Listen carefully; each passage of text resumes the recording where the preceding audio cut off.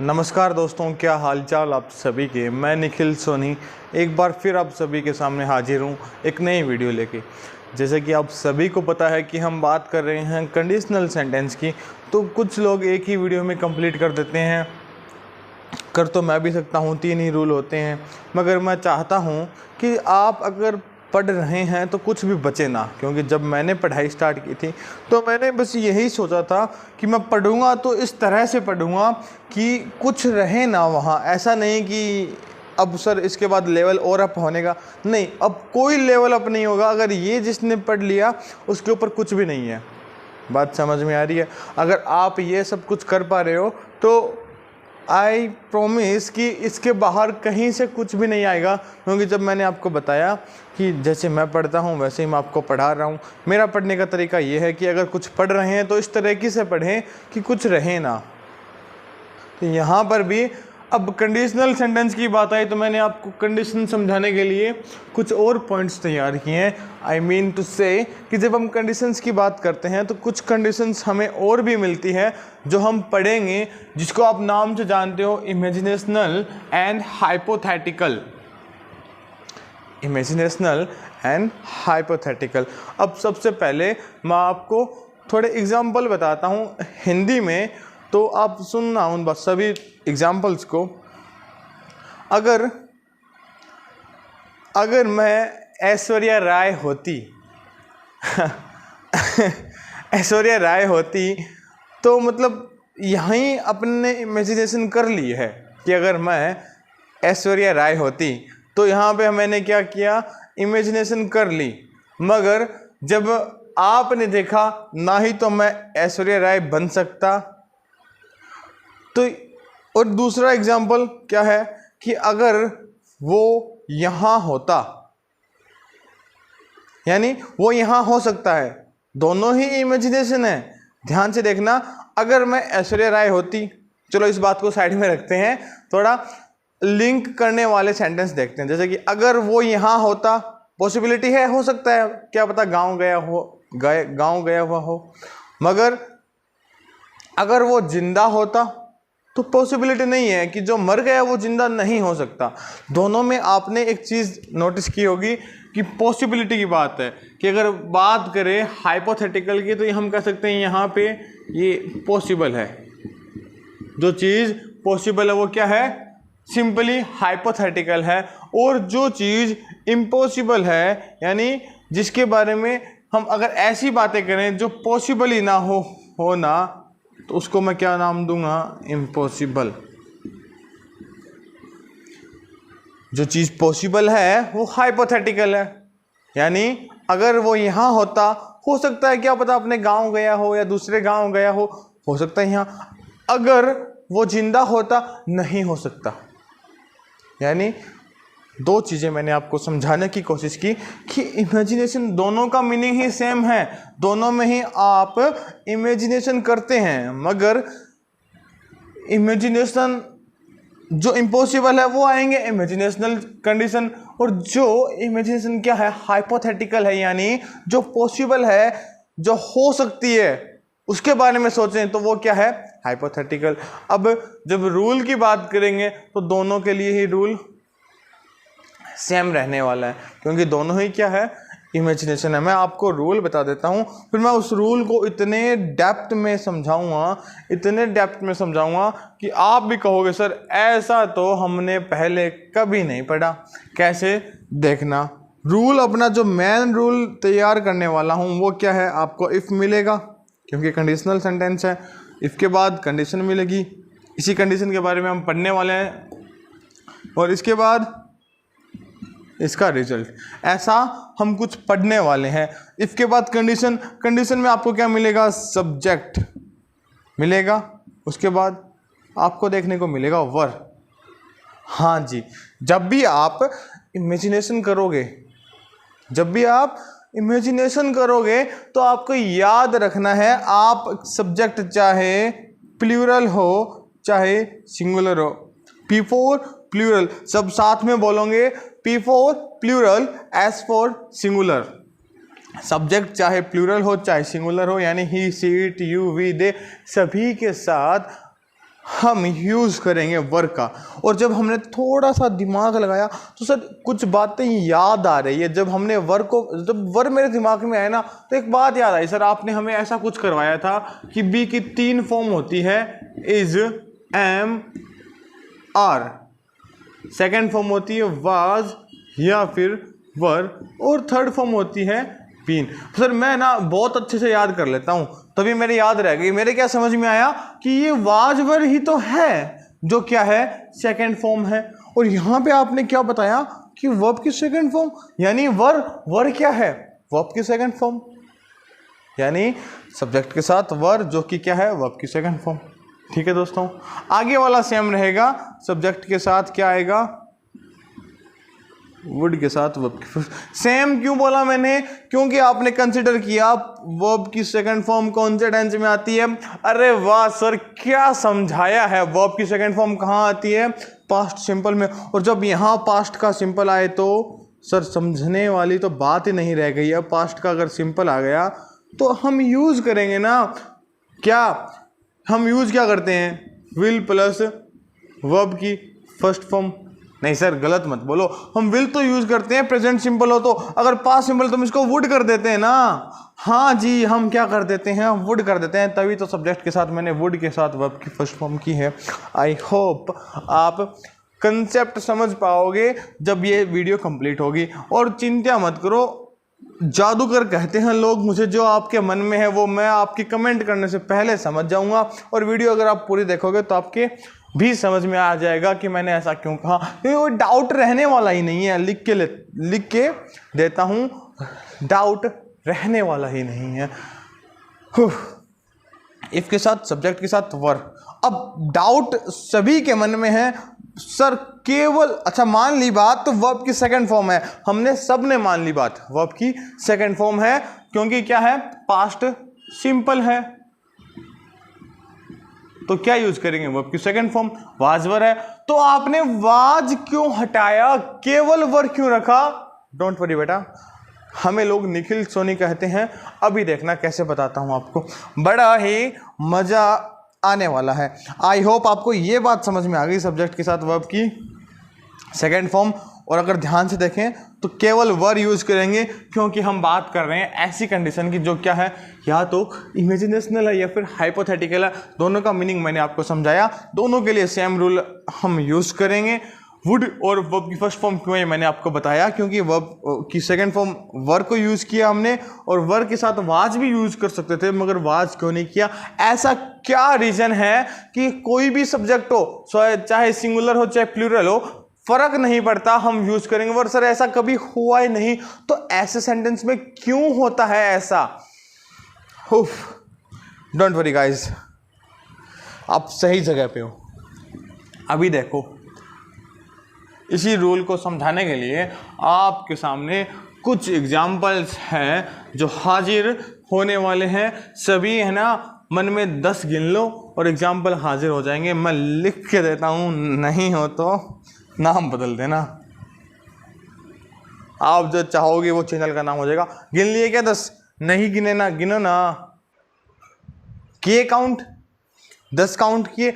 नहीं किए मुझे पता है, मगर डोंट वरी। 5 एग्जाम्पल है, इन 5 एग्जाम्पल की हेल्प से मैं आपको पूरा इमेजिनेशनल सेंटेंस क्लियर करवाने वाला हूँ। If I were a king I would rule the world, ऐसे कुछ आपको देखने को मिलेगा।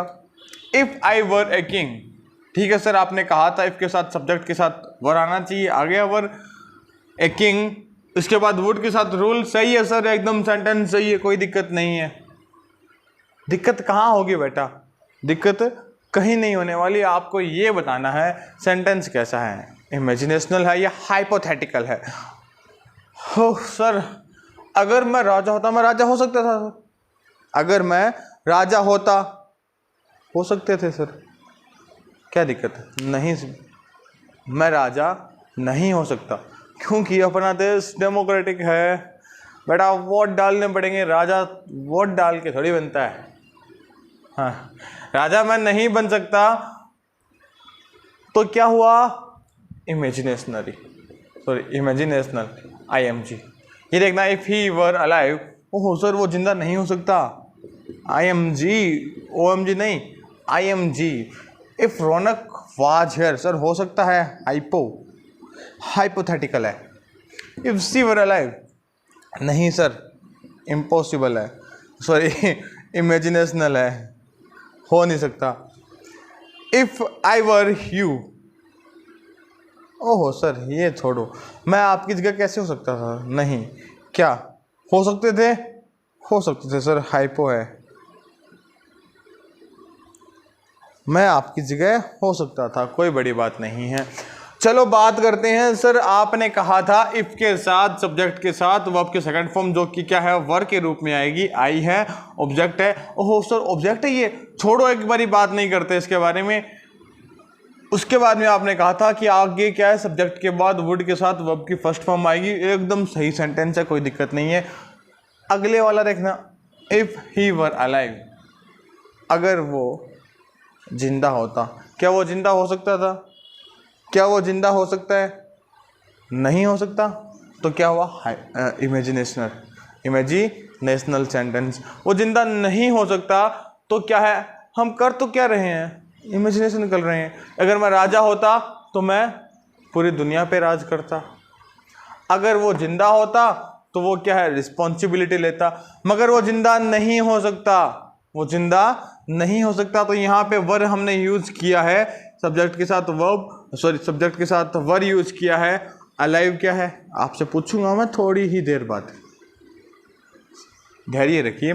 वुड के साथ फर्स्ट फॉर्म आई है, बिल्कुल सही है सर। अगले वाले देखना, इफ़ रौनक वाज हेयर, रौनक के साथ क्या आया, वाज, ठीक है सर, सिंगुलर सब्जेक्ट है, वाज आना चाहिए, तो या फिर यहाँ पे वर कैसे हुआ, कोई बात नहीं है, मैं आपको एक बार काट के वर कर देता हूँ, क्योंकि मैंने आपको रटवाया है रटवाया है ना मैंने, कि क्या है कि इमेजिनेशनल सेंटेंस आएंगे तो सब्जेक्ट के साथ सिंगुलर हो चाहे प्लूरल हो, कोई फर्क नहीं पड़ता, हम क्या यूज़ करेंगे, वर यूज़ करेंगे। फिर हेयर आ गया कि रौनक यहाँ होता तो क्या करता, he would organise the show, तो ये जो शो है वो कौन ऑर्गेनाइज करता, रौनक करता, अगर रौनक यहाँ होता तो वो शो ऑर्गेनाइज करता, नहीं है, हाइपोथेटिकल है, हो सकता था।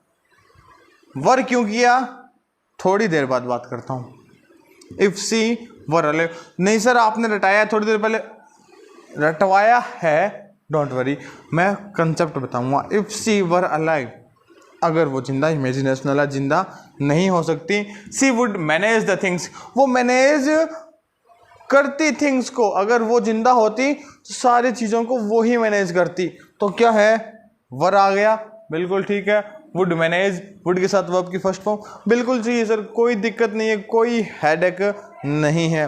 अब बात आती है इफ़ आई वर यू, आई के साथ वर नहीं सर, वाज, सर क्या आपने रूल कराया है, और रूल में वर है तो सही है। आई वर यू, अगर मैं तुम्हारी जगह होता, you would not help him, sir कुछ ना छी सा लग रहा है, क्या लग रहा है सर, छी सेट नहीं हो रहा सर, कैसे, जैसे कि इफ़ आई वर यू, अगर मैं तुम्हारी जगह होता तो तुम उसकी हेल्प नहीं करते, ना सर ऐसे नहीं, अगर मैं तुम्हारी जगह होता तो मैं, यानी यहाँ पे क्या आना चाहिए, मैं, आई। इसी बात के कंसेप्ट को अगली वीडियो में समझाऊंगा, ताकि क्या है आप नेक्स्ट वीडियो में जा पाओ, अदरवाइज तो आप क्या है ना ही चैनल सब्सक्राइब करेंगे ना ही कोई बात है। इसका कंसेप्ट अगली वीडियो में होगा कि मैंने क्यों किया, मगर जब बात आती है सब्जेक्ट के साथ would not help him, would के साथ वर्ब की फर्स्ट फॉर्म नेगेटिव है तो आ सकता है, कोई दिक्कत नहीं है। यहाँ पे वर क्यों है सर, ये तो समझा दो, कितनी देर से वीडियो देख रहे हैं। चलो फिर आपका जो डाउट है वो क्लियर करते हैं, आखिर ये वर आया तो आया कहाँ से। अब देखिए कहानी को कितना मज़ेदार बना देंगे, आप बने रहिए, आपका साथ ज़रूरी है हमें।